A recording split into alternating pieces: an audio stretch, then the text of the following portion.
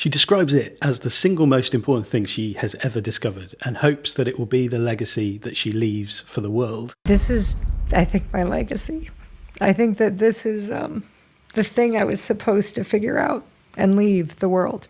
But whether by a careless lack of attention to detail, willful ignorance for plausible deniability, or an intentional quest to mislead her interviewers, readers and followers, Mel Robbins' story about how she discovered the let them theory is missing some very crucial details about how and where she first heard about it. This theory that has fundamentally changed my life, I discovered at my son's high school prom. If you've been anywhere near a bookshop during the first part of 2025, there's a good chance you've seen or heard about this book by popular self-help guru, influencer Mel Robbins. I have a brand new book, The Let Them Theory. This is the single biggest, most profound and important thing I have ever discovered. Wow. I use this every day in my life. Mel Robbins has been really busy doing the circuit of podcast and talk show interviews.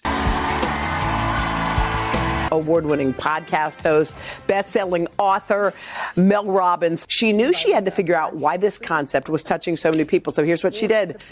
People got tattoos. She wrote a book. And she's been sharing this story of how she discovered what she describes as a life-changing theory at a high school prom back in May 2023. But many people are pointing to a rather glaring omission in the story that Mel is telling. And this hasn't been questioned by any of those hosts of the podcasts and TV shows.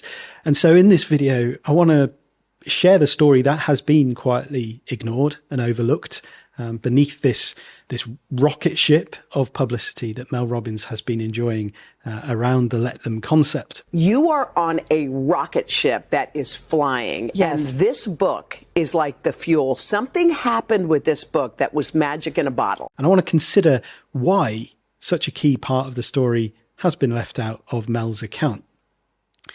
The story in question is about a movement that began a year or more before Mel Robbins suggests she knew about this idea. And this movement contained certain elements for which she is now taking credit. This has exploded, and so many people are getting let them and let me tattoos. And it came to my attention last week when there was a timeline posted on Threads, chronologically dating Mel's relationship with Let Them.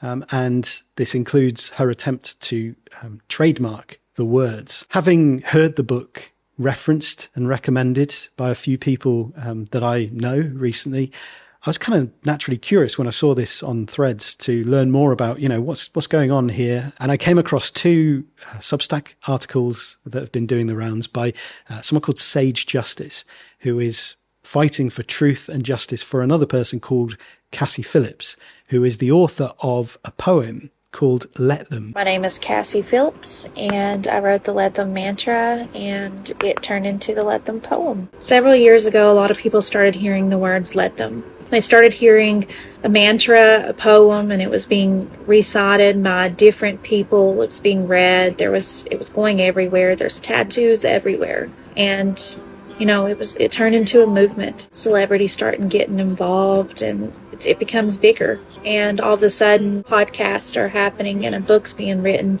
called The Let Them Theory. Biggest, most profound and important thing I have ever discovered. Let them. Let them. Beautiful piece that was written by a lady called Cassie Phillips. Written by Cassie Phillips. By Cassie Phillips. Cassie Phillips. It's by Cassie Phillips, and it's called Let Them. There was this sort of grassroots movement of people who were getting tattoos with Let Them on. They were sharing this poem, and they were talking about, how this was speaking to them, how it was speaking to the situations that they found themselves in. And how it was bringing a sense of validation and healing to their life. People were getting together in communities that were sort of organically sprouting up around the world. This is the single most important thing I think I will ever do. I do think this is the legacy that I'm going to leave. That's how powerful this is. Wow. By far, this is the legacy I will leave on this planet. Sage Justice's articles have been referenced in The Guardian's review of the book. And so her posts are really raising awareness about the important context that is missing, this context from which Mel Robbins has been profiting without giving any credit to the source of the fertile ground from which her book was able to spring and from which she continues to benefit. And so there's an important question at the heart of this story. Why is there no mention of the Let Them movement and Cassie Phillips in particular that inspired the book in the book?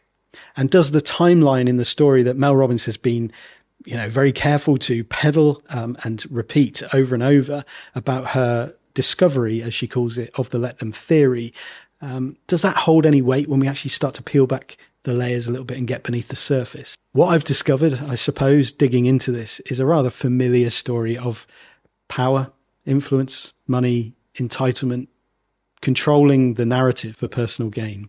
And while this video focuses on this one particular situation, I think it feels important to emphasize that this is not an isolated incident. This is a symptom. It's a symptom of the kind of world that comes from the actions and the attitudes that we tolerate, that we celebrate, that we amplify, and ultimately that we emulate.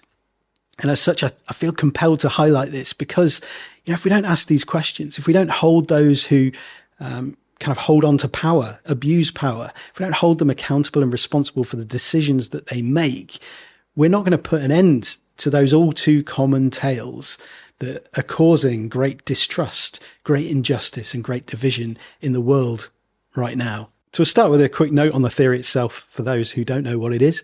In Mel Robbins' words from when The Guardian approached her for comment about the lack of credit given to Cassie Phillips. It actually has roots in things that people have cared about for a long time. Stoicism, the Serenity Prayer, Buddhism, detachment theory, radical acceptance. And she goes on to say, I believe that's why saying let them and let me is so powerful. It feels familiar to everyone because it is. And so it's essentially the first part of the Serenity Prayer by Reinhold Niebuhr, which, as many have said, this underpins 12-step programs and a bunch of psychotherapeutic modalities as well. This idea, God, grant me the serenity to accept the things I cannot change, the courage to change the things I can, and the wisdom to know the difference.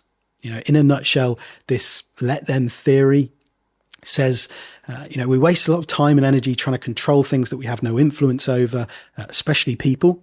We can remember this mantra, let them, as a cue to let go of the angst that might arise in any given moment when we feel frustrated that something or someone is not behaving in the way that we wish they would. And then this then gives us an opportunity to notice what we do have control over and choose our response in accordance with that.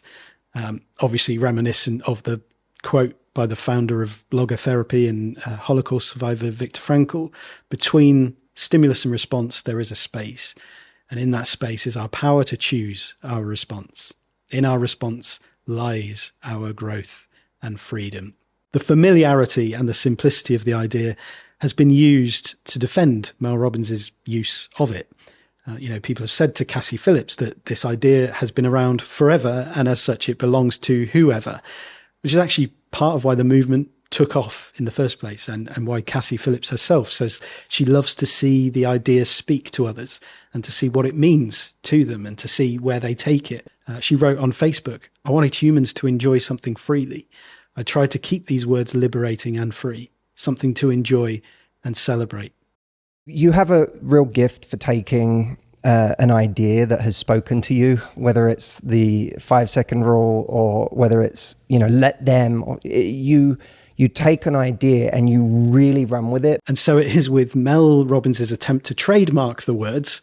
We actually see it's her who is saying, these words belong to me. I want to control these words. I want to control the way that these words are used, and I want to profit from them. So this isn't a story about two people competing for control of those words. It's about one person taking control of something that actually belonged to everyone. When you say let them go away for the weekend without me. You rise above them and you feel superior. This is why everybody gets it tattooed on them. Let them, let them, let them. You feel superior to the grocery store. You feel superior to the bad driver. You feel superior to the idiot that's spewing stupid political things. Like, let them. I don't care who writes about let them. I've never cared about that. But what I do care about is making sure the message gets out there the right way. It's #1 everywhere. Oprah said it's her favorite self-help book. There's a million accolades it's gotten. I want to make sure people know that you don't have to purchase a book to be a part of the Let Them movement. So while, of course, nobody owns this idea, and there are obviously countless examples of the sentiment beneath it throughout history, it's a received wisdom in many ways. To use that as the core argument, why should Mel Robbins give any credit to Cassie Phillips, is to ignore the context of Mel Robbins' success and how she herself discovered the concept in May 2023. She learned about it and used the exact same wording of a movement that had been going viral at the same time. I don't think you can divorce those two things from one another. So this takes us onto the story that Mel Robbins has been telling about being hit by the concept as like this sledgehammer of insight. That it just hit me. It was like a sledgehammer. It was like a sledgehammer. Thanks to something that her daughter said to her at her son's prom. And as we will see, this can't be completely accurate. People are getting tattoos with your book title on it. Let them. We can see from countless social media posts that the let them tattoos were a thing long before Mel Robbins claims to have discovered the let them theory. Cassie's poem went viral in September 2022, and then she wrote the Let Me version in October 2022. So then we jump to May the 19th, 2023, when Mel Robbins posted this TikTok that announced to the world that she had just heard about this thing called the let them theory. I just heard about this thing called the let them theory. I freaking love this. If your friends are not inviting you out to brunch this weekend, let them. So much time and energy is wasted on forcing other people to match our expectations. Let them be themselves because they are revealing who they are to you. Just let them. And then you get to choose what you do next. That video caught a wave and went viral. And then she followed up 10 days later with a podcast episode on May 29th, 2023. And this is when she talks about the prom for the first time, which had happened the weekend before. And this is also where things get a little bit murky. I had to dig around for sort of exact dates to get a timeline. In the podcast, Mel suggests she's been doing the theory for a while. But in her May 19th video, obviously, she says she's just learned about it. And then she talks about, in the podcast, an example where she was able to put the theory into practice, which was this weekend prior to the podcast episode, May 20th, which is, the day after she learned about the theory, which was the date of her son's prom. And yes, in that podcast episode, she talks about that being an opportunity to put the theory into practice. But as we see in the book and in the publicity surrounding the book, this story becomes the origin story for the theory itself. And Mel's claim to discovering the theory really hinges on this moment. So there are already, some questions about the accuracy of this as the kind of aha epiphany moment that Mel wants us to believe that it was. I have something so freaking cool to talk to you about today. I'm so glad that you showed up and that you're here with me. Oh my God. I have been using this thing that we're going to talk about in my own life for a while now. And my kids call it the let them theory. I just heard about this thing called the let them theory. I freaking love this. I can give you the perfect example of how I use this thing from just this past weekend. See, it was our son Oakley's prom. He's a junior in high school, and we went over to this person's house for pre-prom photos, and it starts to rain. And I immediately start going, you can't go to Avocado Pit. You're going to get wet. What about, I am controlling. I'm that person. And my daughter turns to me and she says, Mom, if they want to go to Avocado Pit, let them. It's his prom. It's not your prom. Let them. And when she said, let them, it's as if I just went hands off. It was this little cue that was like, okay, you're doing that thing. Just turn from controlling everything, Mel, and let the current of what's happening take you in a different direction. So there are obviously a bunch of contradictory details here, which I think are crucial. It might feel like nitpicking, but this is actually crucial when assessing the integrity of Mel's claim about let them being her own discovery, her own insight, her own idea. And then this giving rise to the suggestion that she didn't owe Cassie an acknowledgement or the movement an acknowledgement or a credit in any way in the book. I feel like what works with you is things happen organically. You don't plan out like what's a new theory. Well, I'm not as smart as you, Jay, so I can't do the intellectual stuff. I got to find simple things. You're kidding me? No, I discover all this life-changing stuff, and this is the single most important thing I've ever discovered. Another important question to ask regarding the integrity of Mel's timeline comes from the part in the book where she says she spent 2 years researching the theory. Obviously, this doesn't add up if you take her at her word, and she said that she had this life-changing insight in May 2023. The book was released in December 2024, so there's not 2 years between those. Presumably, there was also some lead time between finishing writing the book and that publishing date. So when did the researching start? Or is 2 years an exaggeration? These details matter. If lots of research did go into the book, again, how did she manage to miss the existence of the Let Them movement and the poem of Cassie Phillips that was viral at the same time that Mel says she first heard about the theory? Is it a careless research process with a lack of attention to detail? Maybe willful ignorance for the sake of plausible deniability? Or just sort of stark opportunism, a calculated decision from the start to avoid attributing anything to anybody else, followed up by this retrofitted origin story that conveniently leaves out any mention of where or from whom or how she actually first heard about the Let Them theory. So she could appropriate and own it and profit from it without crediting anyone outside of her close inner circle. You say that you got this idea at 54? Uh-huh. Did something happen in your life? What happened that you came to this theory? I had this life-changing insight. This all started in May of 2023. Yes. When you posted on TikTok about the Let Them theory, a video that went uber viral. Yes. You were, I guess, writing the book at the time? Oh, no. No. So the TikTok video prompted the book. Oprah, I have dreamt about the day that I would get to sit down and be with you. Never in a million years did I think I would be telling you that my life changed at a high school prom. I never thought I'd be sitting across from you, Katie, saying I discovered something at a high school prom that changed my life. I can't believe this is where it happened, but I was at a high school prom. The single most powerful thing I discovered was at a high school prom. So when our son Oakley was coming to his prom, I thought, this is going to be a breeze. It was the worst because he didn't know if he was going to go. He was really nonchalant. 2 days before, he's all of a sudden like, I think I'm going to go. He's like, I think I'm going to go. And I'm like, what? We get to the prom, we take the photos, everything's fine. And all of a sudden, it starts to rain. And by rain, I'm talking like downpour. Okay, what are we going to do? You start to control the situation. And I turn to Oakley and I'm like, honey, where are you guys going for dinner before prom? And he goes, dinner? You don't have reservations for dinner? I'm like, you don't have plans for dinner? This bothered me. And so I start looking for a reservation. Some other moms and dads start trying to figure things out. And Oakley turns to me and says, Mom, you don't have to do that. We're going to go to the taco stand.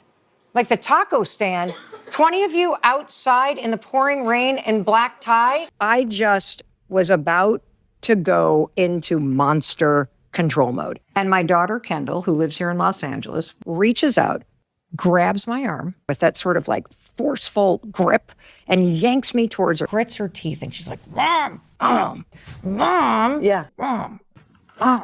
Mom, stop it. You're being annoying. You're being annoying. You're being annoying. You're being so annoying. You're annoying. Stop it. You're being annoying. Yeah. Let them do what they want. Let them. It's their prom, not yours. And I'm like, but he's going to ruin his. Mom, let him. But her hair, and she's like, Mom, if they want to get wet, let them get wet. But he's going to ruin his shoes. Let him do what he wants. And I'm like, but he's going to get so. Mom, let them do what they want to do. Yeah. There was something about her going, let them. The cascading let them. Something about the cascade of let them in this cascading fashion. The cascade of let them. That it just hit me. It was like a sledgehammer. And I thought, let them. The idea that the prom was ground zero for the Let Them theory is also reinforced by some of the follow-up stories she gives. She says, the important part was the weeks that followed the prom when she was able to keep practicing this theory. So this kind of undermines this idea that she was practicing it before she discovered it. The next day I woke up and I'm at the grocery store and there's like 5 people in front of me and 1 cashier. And again, that sort of like volcano of emotion starts rising up. And I said, let them. And my shoulders dropped. And I just started using it and I started to notice something. Oh my God, people are really annoying. I mean, I'm always wary of neat origin stories that have this kind of, this was the moment, the pivotal moment where everything suddenly changed and I had this aha insight, and they often subscribe to like a hero's journey narrative. And as we all know, life is not that simple. Things don't happen very often like that. And it's incredible how for self-help influencers, it seems to happen all the time. I discovered something at a high school prom that changed my life. I had this life-changing insight. Now, I discover all this life-changing stuff. The single most powerful thing I discovered was at a high school prom. So however we kind of look at it or pull it apart, it would appear that she knew about the theory before she claims to have discovered the theory. And her discovery of the theory was one of learning rather than conceiving or creating. And I think this word is really important as well, discovery. Very interesting choice that's been used in all the marketing and in the book itself. And it's a useful word from her perspective because of its ambiguity. You know, we discover things in all kinds of ways, don't we? I might discover a new way of cleaning my teeth that means I get less toothpaste down my arm. And, you know, that's a result of trial and error. Or I might find a new technique for playing the guitar that means my fingers hurt less or whatever. And so I might stumble on that for myself. And then I can tell other people about it. I can, teach them if there's other people who have the same problem that I've been suffering with. I can be like, oh yeah, try this. Like I've discovered this. Or I might discover something in a classroom or in a workshop, somewhere where, I didn't previously have some knowledge and I've had that imparted to me by somebody else who knows something. And that's also a discovery. Or I might watch a video that talks about this let them theory and think, I've discovered this great idea and I'm going to use it. I'm going to apply it. I'm going to share it with other people. Discovery doesn't necessarily even imply being the first to know about something. And in this case, lots of people, lots of Mel's followers, lots of the people that will have come to see that video and to follow her as a result, would have never heard of the let them theory. And they were exposed to this. They discovered it, as a result of Mel discovering it.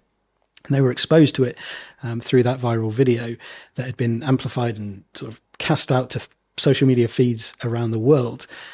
She didn't mention who she had discovered it from, who she had heard it from. Those are the words, I've just heard about this theory.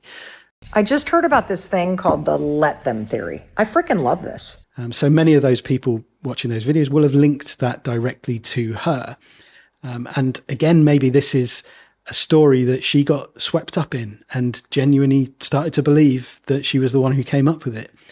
And so at this stage, it's unclear whether the intention to write the book and profit from the idea was there at this moment. But I think it is interesting to see the wording and to see the lack of acknowledgement to where she's heard this theory from, even at that moment. She doesn't say, I've just seen this video by this person, or I've read this poem by this person called Cassie Phillips, and this is a great insight, and I want to share this with you. There's no reference to where she heard about the let them theory. Which is, I think, at best a pattern and maybe a habit, which could come from being a self-help influencer and of doing reels where you don't have a lot of time to talk about something. So maybe she just, has this habit of leaving out any references to the places she heard of things.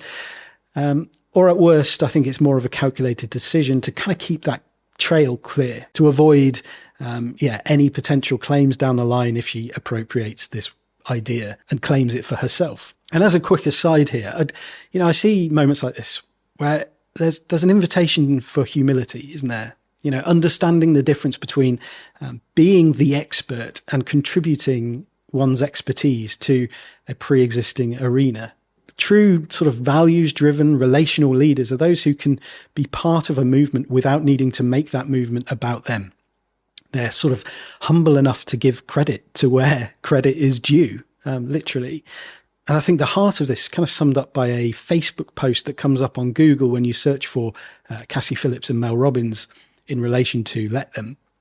And it's kind of weird because the meta description has been taken from a comment under a post by Mel Robbins. She's talking about the book. And the commenter has written, my former student, Cassie Phillips, is the original author of the Let Them poem. She chose to help people rather than profit from her work. And so this post has caused a bit of confusion because I've seen people assuming that it was written by Mel Robbins, and Mel Robbins was, she'd originally credited Cassie Phillips for it. And then since the post has been deleted from Mel Robbins's page, so that kind of created a bit of she's given credit and then she's taken it away. But actually, it wasn't Mel Robbins who wrote that comment. That was underneath the post. So it was somebody else who wrote that. And by all accounts, that post had quite a few people saying, this idea needs to be credited back to the Let Them movement and Cassie Phillips. And then it was deleted. So make of that up what you will. And while we can't know about her driving motivations for sharing that original TikTok video, we can definitively say that Mel Robbins was very excited about the idea of Let Them when she learned about it, and she was excited to share it. It resonated with her, and she got caught up in it. She wanted to share it when she heard about it. And maybe this is simply a story about the professional self-help industry and how it's a bit of a problem when your living is dependent on having ideas and packaging them as new, as solutions for people. You might get caught up in seeing everything as a potential thing to appropriate. Like you had no choice but to come up with something. Otherwise, who knows what would have happened. What I'm most proud of is, as a 56-year-old woman, one of the top-ranked podcast hosts in the world. Let's go! To be number one on Audible, number one on Amazon, number one on the New York Times, number one in the Times UK. This book is on its way to break all records for a nonfiction launch. So in the second Substack article by Sage Justice, she addresses the issue of Mel Robbins applying to trademark the words "Let Them," which for me, this kind of really strikes alarm bells and sets off my irony-ometer, because the premise of the theory itself is built on this idea of like changing our relationship with what she describes as the hardwired need for control in all human beings. We spend too much time controlling other people or controlling things that are outside of us. And any psychologist will tell you, when you try to control something beyond your control, it creates stress for you. So when you say let them, you rise above what other people are doing, and then you can focus on yourself. Like, have you ever been at a grocery store and there's like 5 people in front of you and there's one cashier and it's like beep, beep, beep. I mean, you seem pretty chill, but like when that starts to happen, how do you feel in your body? Chill. I'm pretty much. Oh my God. This book is everything that I am. I love that. How did you get that way? It's always been me. I really wanted to include this clip from the Pivot podcast, which I came across as I was sort of researching this, where, because I had this inclination that Mel Robbins has built an image of human nature and the things going on for all human people that don't really ring true. And as I read this Let Them book for this video, I was thinking, like, this is stuff that is second nature. And this guy is the same. And it's, I think maybe she could do a meeting and learning from people for whom this drive for control, this need to exert domination and power and all of that kind of stuff isn't quite so strong, because there's a lot of assumptions made about, what human beings are like, which not only sort of speaks to what she assumes about people and then the things that she is talking to people about, but also the expectations she has of other people and probably the actions she takes, believing that other people have the same drives as her. And this, I think, really sits at the heart of this contrast between the Let Them movement and her relationship with the Let Them theory, and, certainly with the trademarking thing of getting ahead of people and being competitive and this drive to be number one and this overemphasis on numbers and on results and, like breaking all the records and all of this sort of stuff that she's sort of desperate to talk about to anyone that will listen. And my story is very simple. If I can go from facing bankruptcy and alcoholism and nearly getting divorced at the age of 41 to writing a book, changing my life, getting control of my anxiety, saving my marriage, you can too. And as far as I can tell, the trademark application is still pending. But I think, on the Sage Justice article, there was an update from Cassie Phillips saying that it had been rejected. Whether that's true and it just hasn't updated yet or not, I'm not sure. But yes, the implications of trademarking something like this would be that everything that has been created as part of the movement would have to go through Mel Robbins management and to get permission to share the things that have already been shared. And I think, it looks like there's grounds for denying that application anyway, because there's obvious signs that this was a pre-existing movement anyway. So hopefully that will just be put to bed. And she said, Mom, you can't write a book about this because people are using let them, and everybody loves saying let them. I've been wondering how to conclude this video. And I think the story highlights a fundamental flaw at the heart of the professionalized self-help industry and these figures, these leaders that many of us follow for tips, hacks, insights for improving our lives. We've been trained on hero's journey narratives, which, put a single person at the center of the story. But there's something else that I noticed as I was watching many of these interviews, something at the end of a lot of them. There's a strange, awkward love-in that seems to occur with what I guess perceive as a performance of belonging to the inner circle, the circuit of influencers who all love and appreciate each other in front of us on camera. And if your face doesn't fit, you're not coming in. And this whole thing feels like one of those stories where the reason that the Let Them movement and Cassie Phillips have been left out of the book is because those things don't fit. And the truth is, the majority of us don't fit and never will. We find belonging in our unbelonging. And this is the beauty of a social movement like Let Them. It's seeing people come together, not around a particular mindset hack that they can use to get ahead in life or reach points of success or whatever it is, but an idea that actually helps them feel less alone as they manage and cope and just keep moving forward in a world full of injustice, abuse, and inequality. And that's what caught many people's imagination as the movement got legs in the first place. Only Mel Robbins and those in her inner circle of influence will know why she chose to exclude Cassie Phillips from this story. We can't control what people do, but we can gather together and call out injustice where we see it. For better or worse, our culture is shaped by the behaviour, the values, the ambitions, the aspirations that we tolerate and amplify and subscribe to. And so if we want to see a change, we have to recognise our part in that, come together and see what we can make happen. I've been captivated this entire time, taking in every word, not agreeing with all of them, but taking them in. Let them. Let them. I don't care. But it's not a question of caring.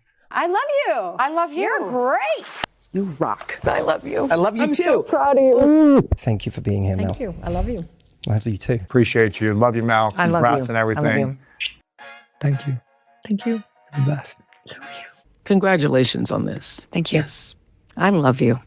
I love you too.